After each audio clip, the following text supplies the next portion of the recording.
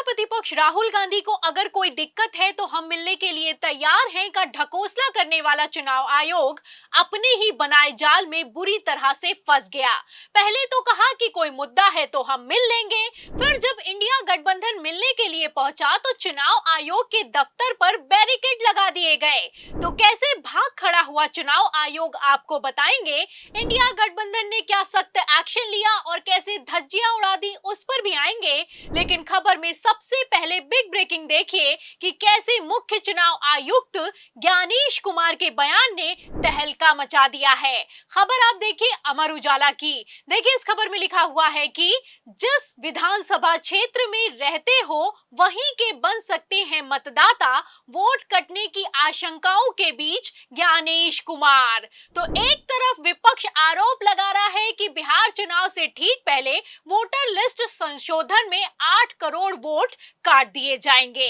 दूसरी तरफ मुख्य चुनाव आयुक्त ज्ञानेश कुमार ने खुद माना है कि वोट तो कटेंगे और करोड़ों की तादाद में कटेंगे। वो कैसे, खबर का मेन पॉइंट मैं आपको पढ़कर सुना भी देती हूँ। देखिए खबर में आगे लिखा हुआ है कि मुख्य चुनाव आयुक्त ने बूथ स्तर के अधिकारियों के एक समूह को संबोधित करते हुए कहा, आप जनप्रतिनिधित्व अधिनियम के तहत केवल उसी विधानसभा क्षेत्र में वोट देने के हकदार हैं जहां आप सामान्य निवासी हैं। उन्होंने कहा कि उदाहरण के लिए आप सामान्य रूप से दिल्ली में रहते हैं लेकिन पटना में आपका घर है तो आपका वोट पटना में नहीं बल्कि दिल्ली में पंजीकृत होना चाहिए। तो क्या कभी आपने सुना है कि जिसका घर पटना में है वो दिल्ली में वोट डालता है? नहीं सुना होगा। लोग अक्सर वोट डालने के लिए अपने घर वापस जाते हैं, अपने गांव वापस जाते हैं और जो नहीं जा पाते हैं उनके वोट बेकार हो जाते हैं। वैसे भी बिहार जैसे राज्य में तो हर दूसरे घर का लड़का लड़की रोजगार की तलाश में पड़ोसी राज्यों में जाते हैं, फिर वहीं बस जाते हैं। तो क्या ऐसे हालातों में करोड़ों की तादाद में वोटर्स बिहार की वोटर लिस्ट से काट दिए जाएंगे? लगभग 3 करोड़ के आसपास जो रजिस्टर्ड है। अगर नॉन रजिस्टर्ड की बात करें तो लगभग 4.5 से 5 करोड़ की संख्या हो जाती है। वो कब आएंगे, क्या करेंगे, नहीं होगा, उनका कैसे बनेगा रे भाई? वो कैसे वोट देंगे? यानी लोकतंत्र को आप खत्म कर रहे हो, संविधान को खत्म कर रहे हो। तो सुना आपने कि किस तरीके से तेजस्वी यादव ने चुनाव आयोग की धज्जियां उड़ाकर रख दी हैं। आपको बता दें, पहले तो चुनाव आयोग ने कहा कि अगर वोटर आईडी बनवाना है तो अपना जन्म प्रमाण पत्र देना होगा और अगर आप डोर टू डोर वेरिफिकेशन में घर पर नहीं मिले और जन्म प्रमाण पत्र नहीं दे पाए तो आपका वोट कट जाएगा। मतलब कि भौतिक यानी कि फिजिकल तौर पर घर पर रहना अनिवार्य है। अब ऐसा कैसे हो सकता है? आप सब लोग जानते हैं कि बिहार के नौजवान पलायन करते, कोई हैदराबाद के होटल में काम कर रहा, कोई मुंबई के, कोई दिल्ली होटल में काम कर रहा, कोई पंजाब के खेतों में काम कर रहा है।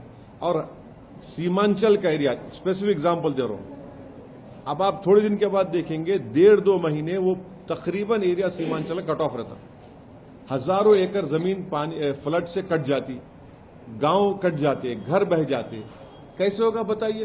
तो विपक्ष सवाल उठा रहा है कि मात्र 25 दिनों में 8 करोड़ की वोटर लिस्ट कैसे वेरीफाई होगी, ये बताइए। लेकिन कोई जवाब देने वाला नहीं है। ऊपर से मुख्य चुनाव आयुक्त ज्ञानेश कुमार के बयान ने आग में घी डालने का काम किया है। ममता बनर्जी ने तो साफ कह दिया है कि बिहार तो बहाना है, बंगाल निशाना है। पहले बिहार में पलायन करने वाले परिवारों के वोट काटे जाएंगे, फिर बंगाल में मुस्लिम वोट बैंक का सफाया होगा।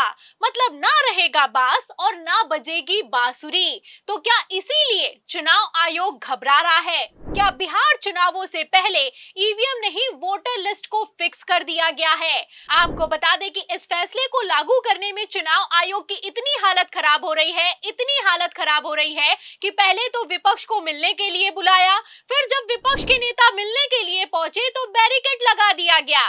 तस्वीरें आप देख सकते हैं। एक तरफ खबर ये निकलकर सामने आई कि टीएमसी के नेता चुनाव आयोग से मिलने के लिए जाएंगे, वहीं दूसरी तरफ बैरिकेड से पुलिस बल तक को तैनात कर दिया गया। जबकि डरने वाली कोई बात नहीं है, टीएमसी के नेता गए और मिलकर चले भी आए। आपको बता दें कि ज्ञानेश कुमार तो इतने डरपोक हैं कि जब मीटिंग हुई तब तो नहीं कुछ बोल पाए और ये भी नहीं कहा कि पलायन करने वालों के नाम कट जाएंगे, लेकिन बाद में जब बूथ स्तर के अधिकारियों के साथ मीटिंग हुई है तो ऐसा बयान दे दिया है कि तहलका मच गया है। अब ऐसे में सवाल खड़ा होता है कि क्या बिहार चुनाव वोटर लिस्ट फिक्स हो चुकी है? क्या राहुल गांधी की भविष्यवाणी सच साबित हुई है? और क्या बिहार से लेकर बंगाल विधानसभा चुनावों में इस बार ईवीएम से बड़ा खेला होने वाला है? क्योंकि खेला किए बिना बंगाल में बीजेपी का क्या हाल होता है, देखिए 2021 के विधानसभा चुनावों में क्या हुआ था। आप देख सकते हैं कि टीएमसी को मिली 225, भाजपा को मिली 65 और अन्य को 3 सीटें मिली हैं। जबकि अमित शाह ने 2021 के विधानसभा चुनावों में बड़े ही बाजे गाजे के साथ दावा किया था कि इस बार भारतीय जनता पार्टी को बंगाल में 200 से ज्यादा सीटें आएंगी और बंगाल में इस बार भारतीय जनता पार्टी की सरकार बनने वाली है। लेकिन 200 तो छोड़िए, हालत आप देख सकते हैं कि 100 सीटों के भी लाले पड़ गए हैं। जो हाल बंगाल में हुआ वही हाल बिहार में हुआ। बिहार में तो महागठबंधन महज 10 सीटों से सरकार बनाने से चूक गया। ऐसे हालातों में गृह मंत्री अमित शाह जहां एक तरफ अपनी नाक बचाने में जुटे हैं, वहीं दूसरी तरफ चुनाव आयोग ने बड़ा खेला फिक्स कर दिया है। मुख्य चुनाव आयुक्त ज्ञानेश कुमार ने तो बयान भी दे दिया है। अब इस बयान के बाद क्या इंडिया गठबंधन सुप्रीम कोर्ट जाएगा?